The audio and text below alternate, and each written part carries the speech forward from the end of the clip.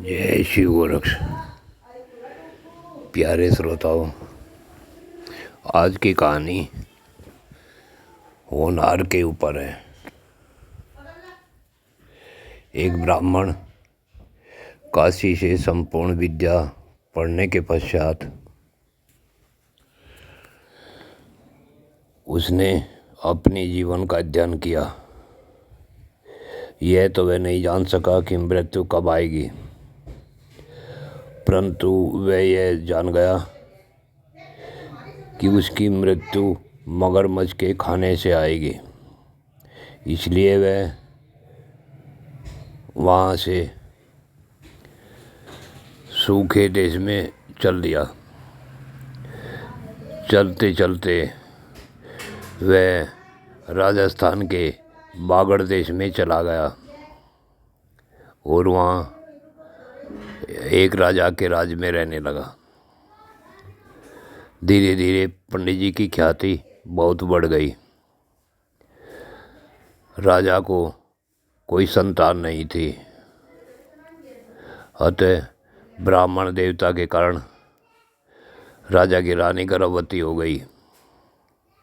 अब तो वह उस राजा का कुल पंडित हो गया।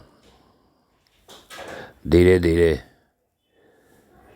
उसका सम्मान चारों दिशा में होने लगा और रानी को लड़का पैदा हुआ। वह लड़का धीरे धीरे बढ़ने लगा। जब उस लड़के की उम्र शादी के लायक हुई तो उसकी सगाई दिल्ली से हो गई। अब वह यहाँ तक तो खुश था, परंतु जब बारात का समय आया तो पंडित जी ने कहा कि मैं ऐसे शहर में नहीं जाता जिसके आसपास नदी हो। दिल्ली के पास यमुना नदी है, मैं वहाँ नहीं जाऊँगा, क्योंकि पंडित जी को भय था कि मगरमच्छ उसे खा जाएगा। अतः उसने बारात में जाने से मना कर दिया। परंतु राजा के लड़के ने जिद की कि आप ही मेरे गुरु हैं, अगर आप मेरी बारात में नहीं जाओगे तो मैं भी शादी करने नहीं जाऊंगा। लड़के की जिद के सामने उस ब्राह्मण को झुकना पड़ा, लेकिन उसने शर्त रखी कि बारात किसी भी नदी के किनारे पर नहीं रुकेगी। अतः महाराज ने अपने होने वाले समधी से यह बात स्वीकार करवा ली कि बारात यमुना के किनारे नहीं रुकेगी। अतः बारात में ब्राह्मण देवता आ गया। उधर उसकी मृत्यु का भी समय नज़दीक आ चुका था। अतः जिस समय बारात दिल्ली पहुंच गई तो वहाँ ब्राह्मण देवता जल की तरफ को जाने को तैयार ही नहीं था। तो काल ने, यानी समय के चक्र ने, उस काल चक्र ने एक राजा का रूप धारण किया और वह जहाँ ब्राह्मण था वहाँ आ गया और बोला कि ये राजन, ये जो आपके पास पंडित है ये बहुत विद्वान है, होशियार है, चालाक है, इसलिए मुझे इसे लेने आना पड़ा। राजा बोला, आप कौन है? तो काल बोला कि मैं राजा हूँ और मुझे दान करना है। मैं आपके ब्राह्मण को दान देना चाहता हूँ, क्योंकि इससे बड़ा विद्वान इस समय पर मुझे दूसरा दिखाई नहीं दे रहा। तो ब्राह्मण दान देने के लिए तैयार हो गया, लेकिन काल रूपी राजा ने यानी कि राजा रूपी काल ने शर्त रखी कि आपको जमुना के किनारे चलकर दान लेना होगा।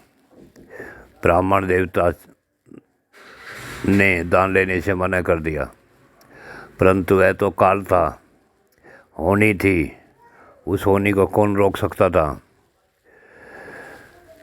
जब लड़के वाले और लड़के वाले दोनों राजा इकट्ठे हुए तो काल ने कहा कि आप कैसे राजा हैं जिनका ब्राह्मण आपकी कहना भी नहीं मान सकता। मुझे तो दान करना है, और दान करना है नदी के किनारे पर, और यमुना तो पवित्र नदी है, उसके किनारे पर दिया हुआ दान बहुत ही उच्च कोटि का होता है। तो आप अपने ब्राह्मण से कहे कि हमारे साथ चलें, परंतु वह ब्राह्मण किसी को यह तो नहीं बता रहा था कि मेरी मृत्यु का कारण मगरमच्छ है, लेकिन वह जाने से मना कर रहा था। दोनों राजाओं के दबाव के बाद जब उसने कहा कालचक्र ने कि क्या बात, आप अपनी सच्चाई बोलो, किस कारण से आप हमारे साथ नदी तक क्यों नहीं जाते। तो ब्राह्मण को बोलना पड़ा कि हो सकता है कि मेरा समय न आ जाए। कालचक्र बोला, वो क्यों? कि मैंने जो अपनी ज्योतिष से देख रखा है कि मेरी मृत्यु का कारण मगरमच्छ बनेगा। तो कालचक्र हंसा और हंसकर बोले, हे ब्राह्मण देवता, मेरे पास इतनी सेना है, मैं जहाँ आपको दान दूंगा उसके चारों तरफ अपनी सेना लगा दूंगा। जमुना के अंदर मेरी सेना चारों तरफ से तुम्हें घेर लेगी और कोई मगरमच्छ उस चक्र के, सेना के चक्र के बीच में ही नहीं आ पाएगा। तो ब्राह्मण देवता धीरे धीरे अपने मन को साहस बंधाकर उनके साथ चला। दोनों राजा, लड़के वाला और लड़के वाला दोनों राजा भी साथ गए, उनकी भी सेना साथ थी। वहाँ कालचक्र ने अपने माया से इतने सैनिक बना दिए कि वे चारों तरफ को जमुना में घुस गए और उनके बीच में पंडित जी के आने का रास्ता हो गया। अब जैसे ही पंडित जी नदी के किनारे पर बैठकर बोले कि लाओ जो तुम्हें दान करना है, तो कालचक्र बोला कि ब्राह्मण देवता, थोड़ा घुटनों तक जल में अंदर आ जाओ।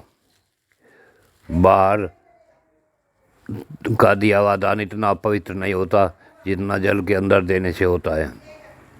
वह बोला, मैं अंदर नहीं घुसूंगा। कालचक्र बोला कि चारों तरफ को मेरी सेना लगी हुई है और मेरी सेना के बीच में कोई मगरमच्छ आ ही नहीं सकता। एक दूसरे से सटे हुए सैनिक खड़े हैं, इनके बीच में जो जल है वो इतना गहरा भी नहीं है। जब राजा को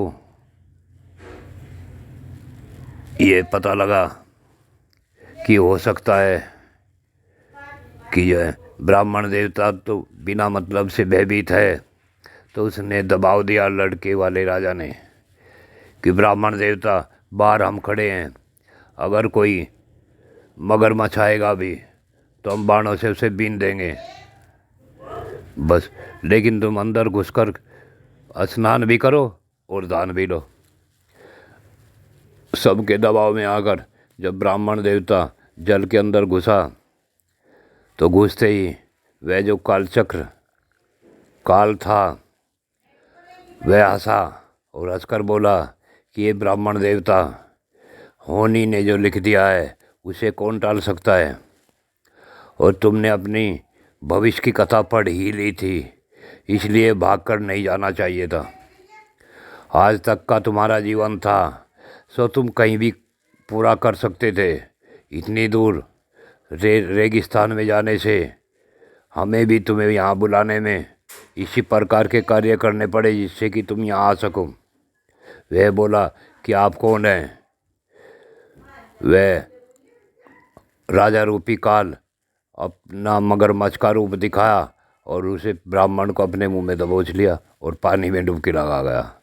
अब तो वहाँ सभी राजा और बाराती सैनिक सभी देखते रह गए। न वहाँ कोई राजा था, न वहाँ कोई सेना थी। चारों तरफ को जमुना में जल बह रहा था। तो मेरे प्यारे श्रोताओं, कब किसका समय आ जाए यह तो पता नहीं, परंतु जब तक हमारा जीवन है तब तक हमें श्रेष्ठ कार्य ही करने चाहिए। हमारे द्वारा किए हुए कार्य ही हमारा भविष्य बनाते हैं। हमारे भूत में किए गए कर्म हमारा वर्तमान है जो हम भोग रहे हैं, और वर्तमान में किया गया कर्म हमारा भविष्य बनता है। इसलिए श्रोताओं, आज की कहानी का तात्पर्य इतना ही है कि हमें हमेशा श्रेष्ठ कर्म करने चाहिए। भले ही हम कितने भी ज्ञानी हो जाएं, परंतु उसके पश्चात भी हमें न तो अहंकार करना चाहिए, न किसी प्रकार का लोभ और लालच। अगर ब्राह्मण को लोभ लालच न होता तो वह वहाँ आता ही न। परंतु मृत्यु को कौन टाल सकता है? मृत्यु रूपी काल को भी राजा का रूप धारण करके अपने शिकार को अर्थात उस जीव को ले जाना पड़ा जो बचने की भरसक कोशिश कर रहा था। तो जो होना है वह होगा ही।